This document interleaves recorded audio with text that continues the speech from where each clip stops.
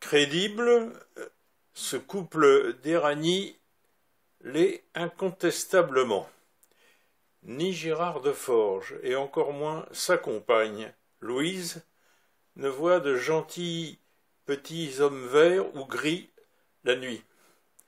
Le premier était, le directeur de l'école primaire Henri Fillette, et le second témoin, était, bien sûr, adjointe administrative à la mairie d'Éragny.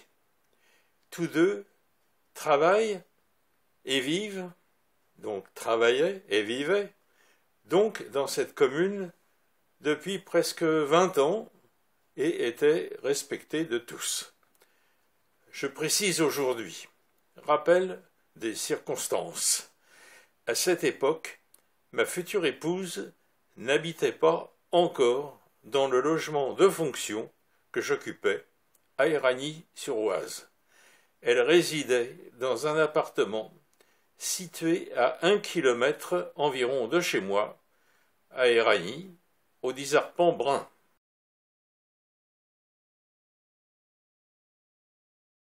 La crédibilité de ces témoins est essentielle pour accepter ce qu'ils ont vu dans la nuit du 6 octobre 1988, au niveau du numéro 6 du groupe d'immeubles HLM des 10 arpents bruns à Éragny.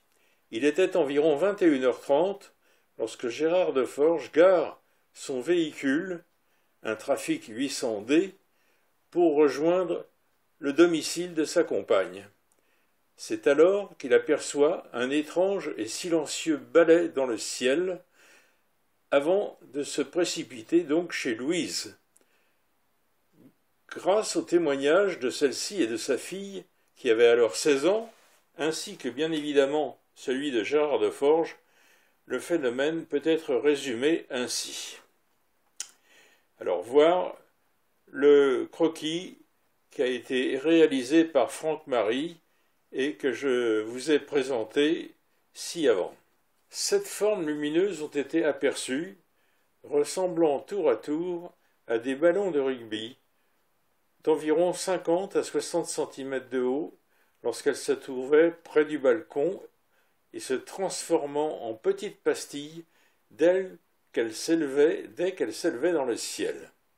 En effet, chacune de ces formes, après avoir tournoyé en cercle la queue leu-leu très haut en l'air, redescendait très vite au niveau du balcon de Louise, en ralentissant, puis repartait dans le ciel très rapidement. Jusqu'à environ 1h du matin, tous trois vont voir cet étrange balai lumineux. Gérard de Forges raconte: le balai des formes lumineuses devant le balcon se déroule essentiellement pendant que j'essaye de convaincre la gendarmerie de se déplacer, laquelle me signale d'ailleurs avoir d'autres coups de téléphone sur le même sujet, et que j'appelle mon beau-frère pour lui demander ce qu'il voit de chez eux, puisqu'ils habitent à l'époque à 500 mètres du lieu de l'observation. Louise me presse sans arrêt de venir voir ce qui se passe. Je l'entends bien, mais je reste scotché au téléphone, malgré ses appels pressants. La gendarmerie refusera de se déplacer, prétextant qu'il ne pouvait s'agir que des lasers de la défense. En effet, il y avait un laser qui reliait la défense à la tour penchée, au cœur de la ville nouvelle de Cergy. Mais ça n'avait vraiment rien à voir quand ce laser fonctionnait avec toutes ces incroyables visions. Ça n'avait vraiment rien à voir.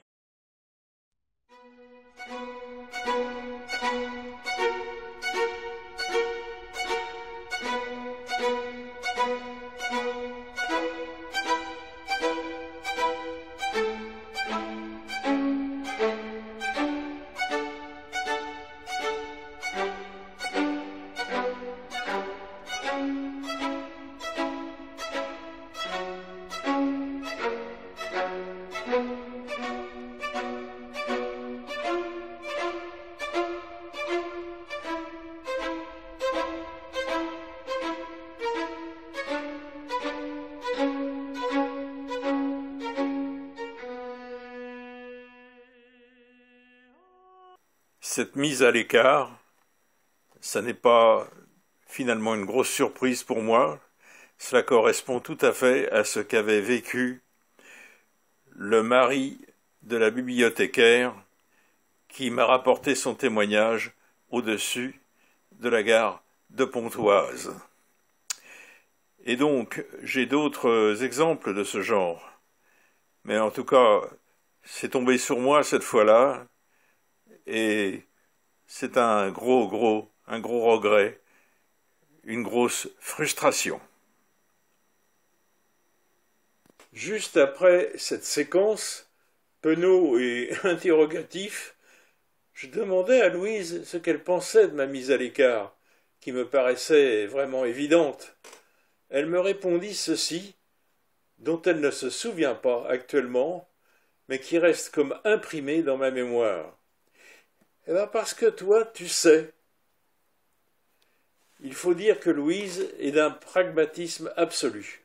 Pour elle, l'existence d'autres formes de vie exogènes est évidente. Elle estime ne pas avoir les compétences et le désir d'en savoir plus à ce sujet, s'en remettant aux futures découvertes. En attendant, elle ne cherche pas à s'encombrer l'esprit avec des problèmes irrésolus. Louise, ayant eu plusieurs types de formations professionnelles dans le domaine médical, ayant de fortes compétences au sujet de l'étude et du comportement animal, des plantes, des arbres, de la cuisine, s'occupant fort étroitement de l'éducation de ses filles à cette époque, elle trouvait que tout cela suffisait amplement à remplir ses journées, en plus de son activité professionnelle. Point final.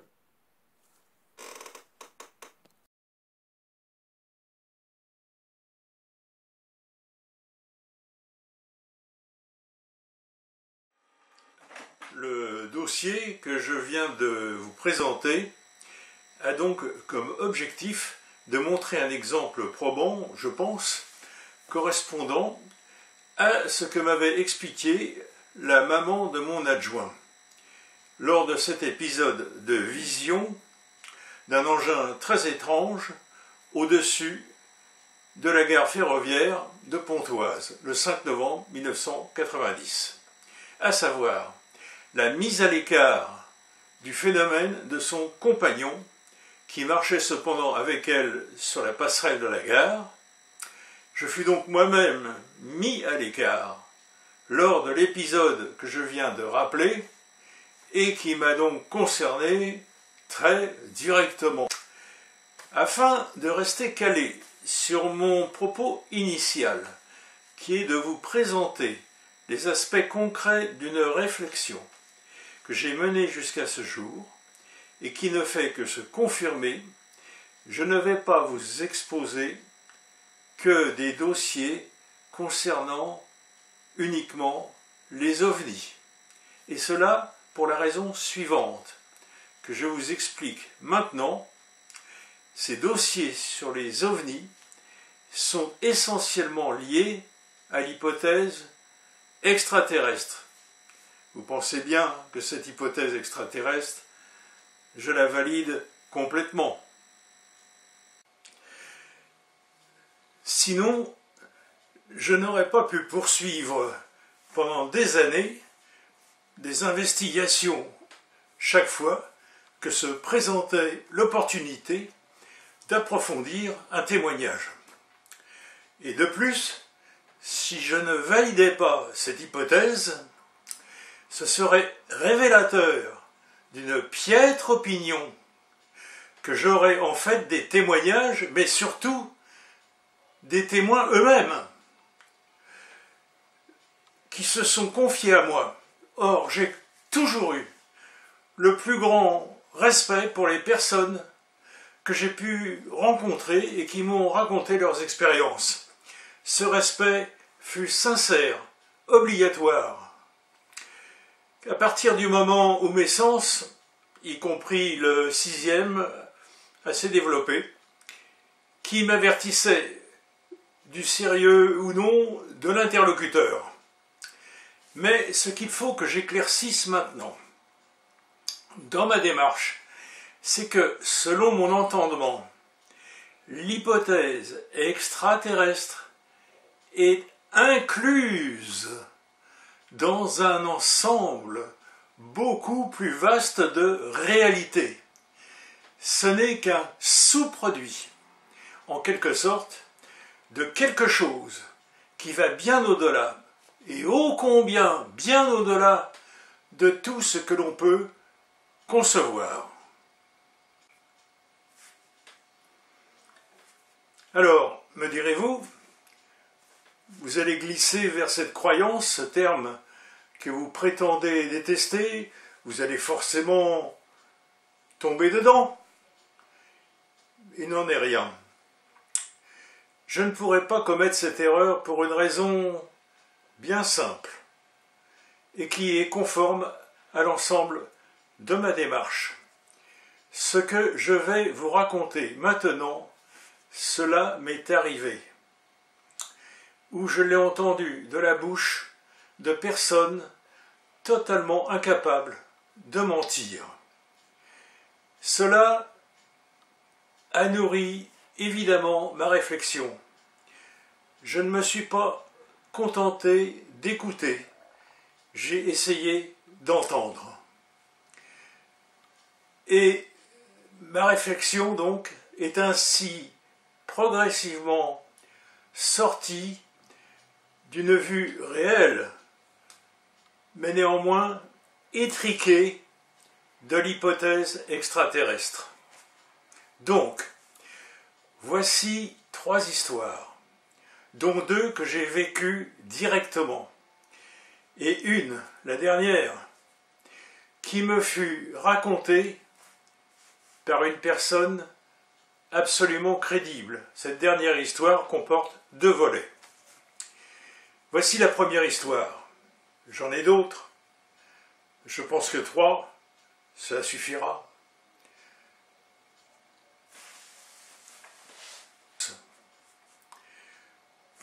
Tout ce que je vous narre est dans mon livre numérique.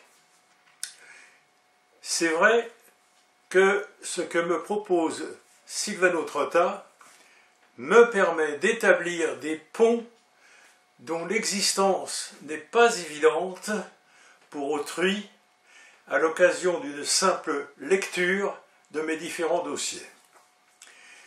Je commence par vous présenter une photo que j'ai prise de la pièce principale de la longère normande où nous habitions avant de venir nous installer à Marseille.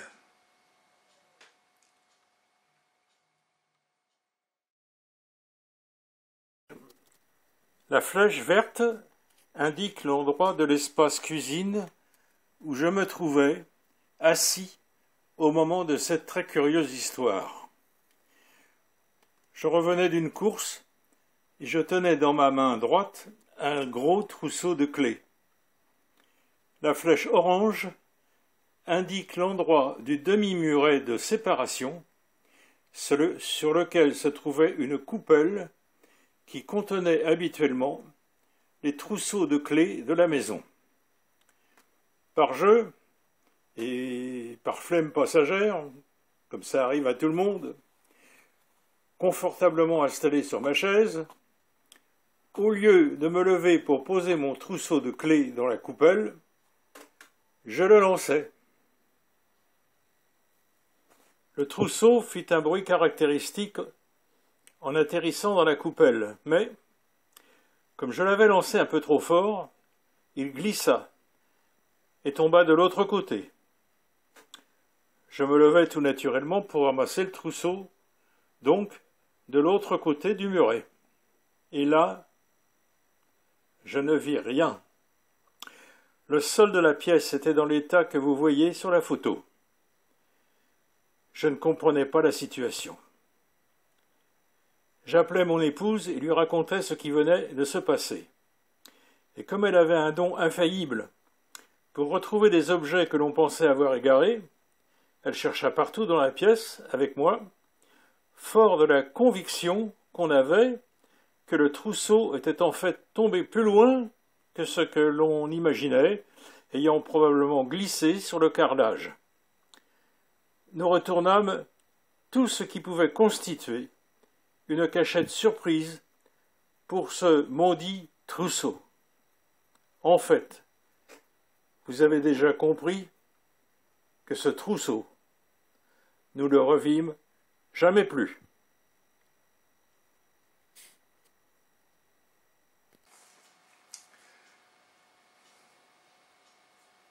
La deuxième histoire est plus longue à narrer. Mais je n'ai pas le choix, car tous les détails sont importants. C'était un bel après-midi du mois d'août, en 1978.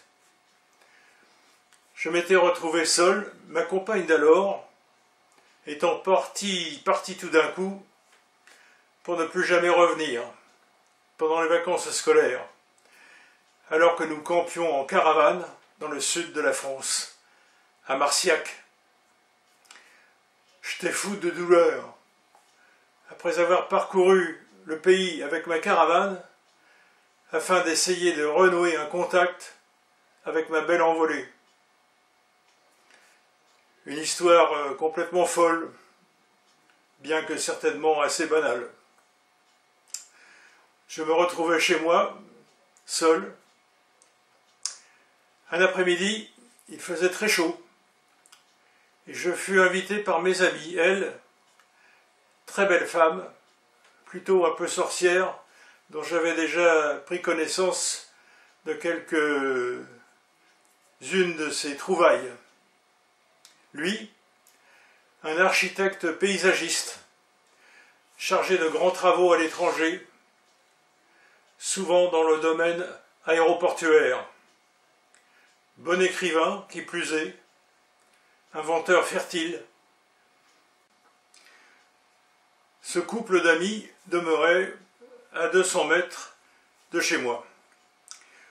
Comme souvent, nous parlâmes ovnis et autres mystères. À ce moment, nous évoquions souvent le prodigieux Uri Geller, l'homme qui tordait les cuillères, même à distance. J'avais posé mon trousseau de clés sur un meuble. Mes amis eurent vite compris mon désarroi, que j'essayais vainement de dissimuler. Ils me proposèrent une promenade champêtre en forêt de Saint-Germain-en-Laye. J'acceptais cette diversion. Il fallait que je change mes chaussures de ville. Je pris mes clés pour partir me changer. Claudia, ma sorcière bien-aimée, pouffa dans son coin. Lorsque je pris mes clés, la clé de ma maison se trouva tordue à au moins 120 degrés. Je n'avais jamais vu une telle chose. Je fus plus que stupéfait. Claudia m'expliqua que dans la conversation sur Uri, elle avait pensé très fort à mes clés pour s'amuser, mais elle ne parut pas trop étonnée de ma mésaventure, qui ne faisait que commencer. Après avoir quelque peu repris mes esprits, je partis chez moi. J'enfonçai le bout de ma clé dans la serrure, afin de faire levier pour la redresser, car il était impossible, vraiment impossible, d'ouvrir avec la clé dans cet état. J'appuyais tant que la serrure complète se détacha de la porte et tomba côté intérieur. Il est vrai que la porte et la serrure n'étaient pas de première qualité. La porte d'entrée était une porte creuse et les vis ne tenaient pas à grand-chose. Ainsi, je pus ouvrir la porte et fis une réparation de fortune. Après ce coup-là, je fis installer une porte blindée qui me coûta assez cher, 8500 francs à l'époque, et je suis certain que cette porte est d'ailleurs toujours présente à l'entrée de mon ancien appartement de fonction. Entre parenthèses, appartement qui n'est plus habité par un enseignant, lesquels ont perdu maintenant la capacité de se loger dans un appartement de fonction. Cela fait partie assez rapidement de la destruction progressive des acquis sociaux de la classe ouvrière. Acquis sociaux dont la destruction se poursuit aujourd'hui, comme vous le savez, à très grande vitesse. Je revins évidemment en retard chez mes amis, qui ne furent pas trop surpris de cette nouvelle aventure, car Claudia avait anticipé, en l'expliquant à son mari, ce qui allait arriver quand j'essaierais d'ouvrir la porte de mon appartement. En forêt de Saint-Germain, en Laye, nous installâmes à l'ombre d'un couvert d'arbres, ce qui n'était pas trop difficile à trouver en cet espace forestier. Et tout à coup, Claudia, qui était assise en tailleur en face de moi, me regarda fixement et me dit d'une voix changée: « Gérard, je vais essayer de t'aider. Je vais essayer de faire en sorte que la personne qui t'a quitté revienne vers toi. » Elle se concentra. Avec Marcel, nous la regardions attentivement, un peu médusée, par la transformation de son visage. Tout à coup, elle fut ailleurs. Elle nous parla comme si elle était vraiment, vraiment très loin. Tout à coup, elle dit: « Oh là là, il va y avoir un orage terrible. Nous ne pouvons pas rester là. » Nos connaissances en météo, à Marcel, il avait un brevet de pilote, et moi, étaient suffisantes pour lui asséner qu'il n'y aurait pas d'orage, ni maintenant, ni plus tard, ni cette nuit. Pourtant, Claudia insista avec véhémence. Nous nous tûmes. Elle resta ainsi concentrée, absente, ailleurs, pendant plusieurs minutes. Enfin, elle se détendit et déclara: « En fait, je ne sais pas qui j'ai aidé, mais j'ai aidé quelqu'un. J'en suis certaine, et on le saura plus tard. » Nous regardâmes avec Marcel, intrigués, bien sûr. Puis nous rentrâmes sans trop y penser, sans trop discuter. Il y avait une drôle d'atmosphère entre nous. Bien plus tard, Noël arriva, le jour de l'an. Et quelques jours après, je rendis visite à mes vieux amis. Ma visite tombait à pic. Leurs voisins, des gens discrets et timides qu'on voyait rarement, très rarement, charmants, parents d'élèves, eux aussi, ils habitaient tout près de mon école. Donc ces voisins frappèrent à la porte de mes amis afin de leur souhaiter la bonne année. Il y avait une bonne entente dans ce quartier, c'était sympathique. Et le voisin raconta: au mois d'août, nous nous sommes trouvés en Italie. Nous allions pour visiter les ruines d'un important château. Dans l'autocar, nous avions comme voisine une petite jeune fille qui était très dépressive. Ma femme me conjura de lui parler, de lui remonter le moral. C'est étrange, parce que moi, qui m'exprime peu, je suis trouvé les mots qu'il fallait pour la rassurer, lui redonner espoir, la requinquer. Et je savais très bien que ce monsieur était timide et fort discret dans la vie courante. J'avais l'impression, dit-il, qu'une voix m'aidait pour cela. Nous descendîmes du car et la visite commença.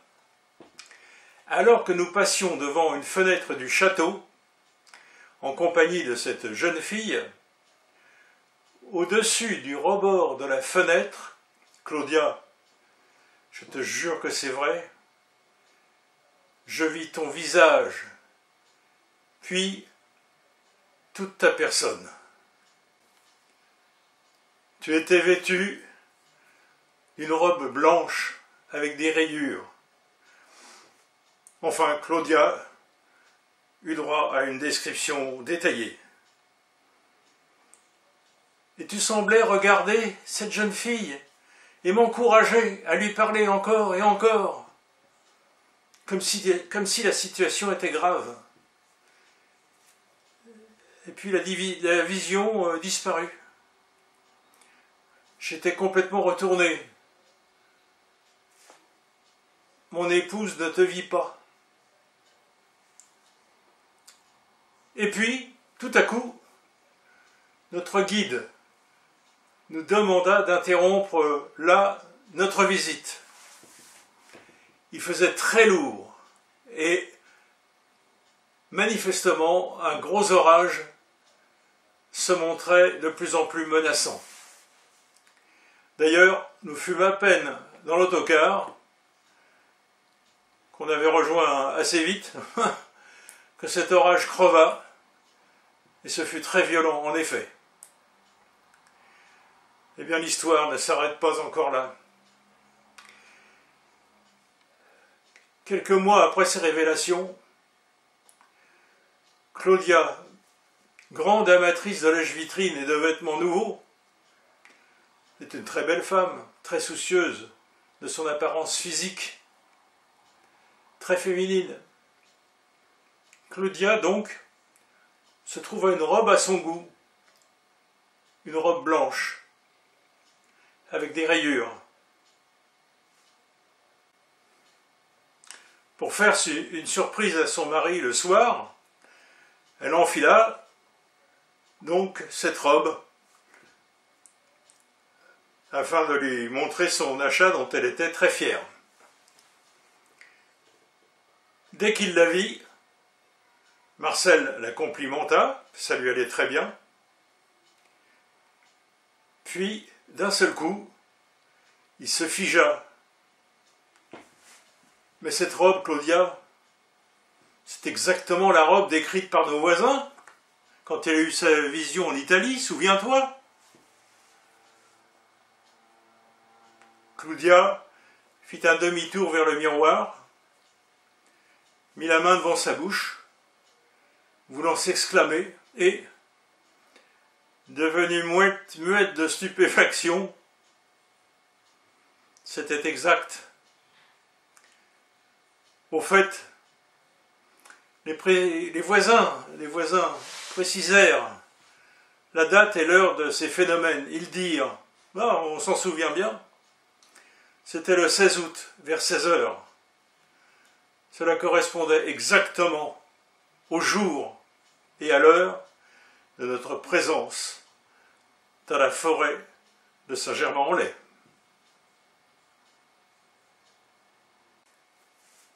La troisième et dernière histoire que je relate ici, je l'ai recueillie textuellement par la bouche d'une dame âgée que j'ai aidée quelquefois, m'étant rapproché de cette personne très isolée, demeurant à Gournay-en-Bray, et ayant été hospitalisée à la suite d'une chute en ville. Cette dame, je l'avais relevée et avais appelé les pompiers qui l'emmenèrent à l'hôpital de Gournay, l'hôpital local. Et voici ce qu'elle me raconta à l'issue de son séjour à l'hôpital. Voilà tout d'abord comment j'ai appelé ce dossier, situé à la page 317 de mon livre numérique. Je l'ai appelé « Énorme anomalie visuelle, mes yeux n'ont pas toujours vu ce que mon environnement proposait à mon regard. »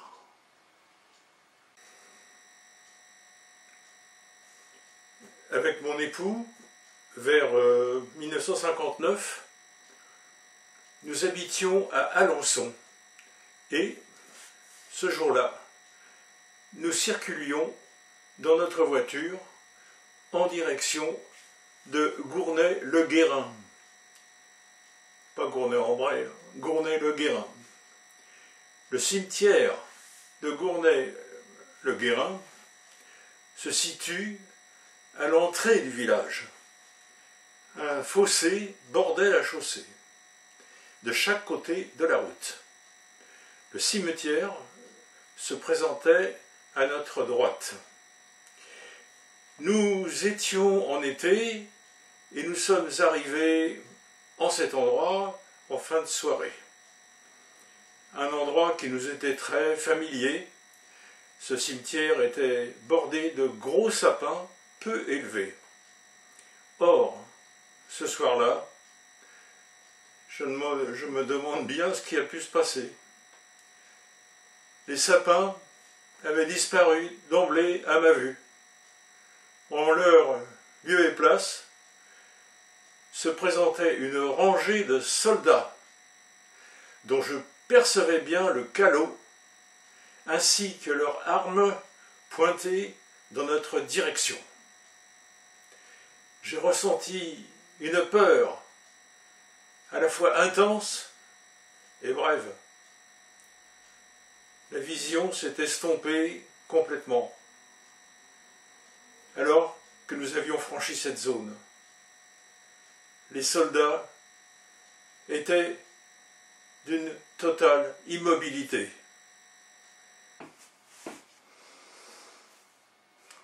Cette vision est restée intacte dans ma mémoire jusqu'à ce jour. D'autre part, très récemment, donc en juillet 2015, j'étais hospitalisé à l'hôpital local de Gournay-en-Bray, dans la chambre 218. Elle est située au bout d'un long couloir, dont l'aspect global a la forme d'un L. Les chambres sont disposées de part et d'autre du couloir, où s'intercalent des bureaux spécialisés, bureaux des infirmières, secrétariat, réserve, etc. Un soir, très tard, un infirmier est entré, m'a souhaité le bonsoir, en me demandant si j'allais bien. Je lui ai répondu que tout allait bien pour moi. L'infirmier étant parti, j'ai entendu parler, sans pouvoir comprendre, alors que j'ai conservé une très bonne audition.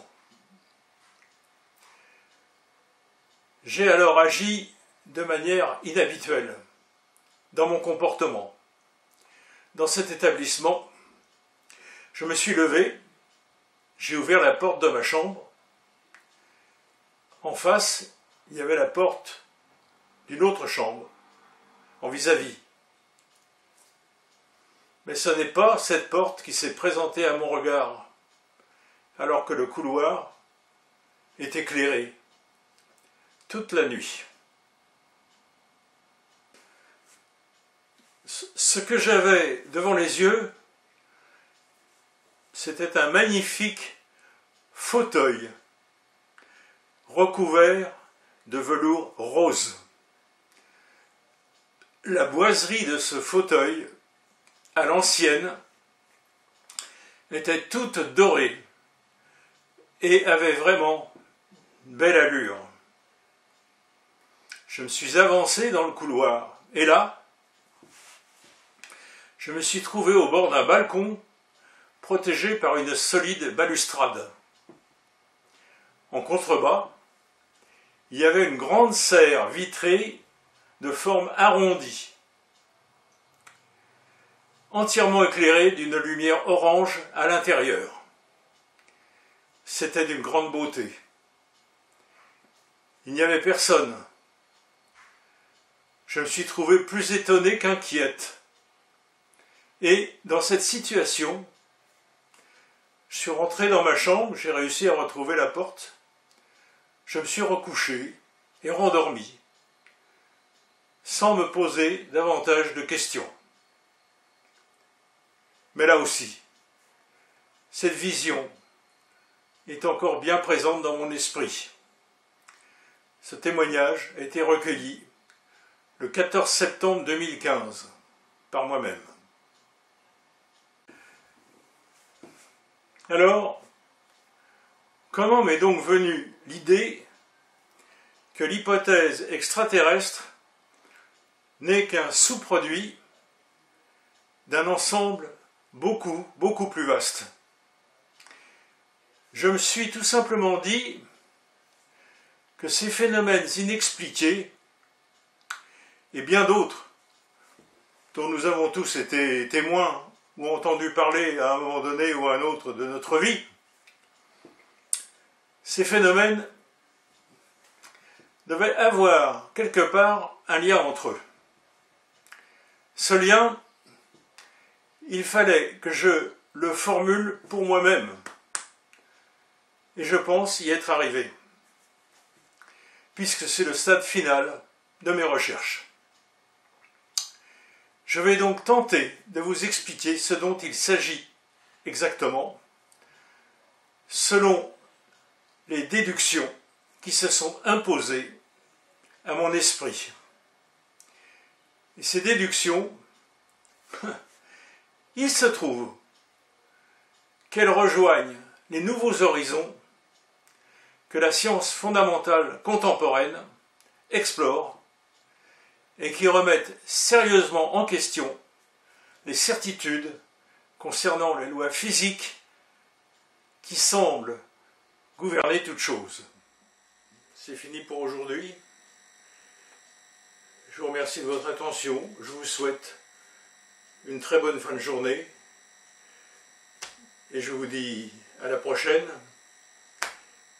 si vous le voulez bien.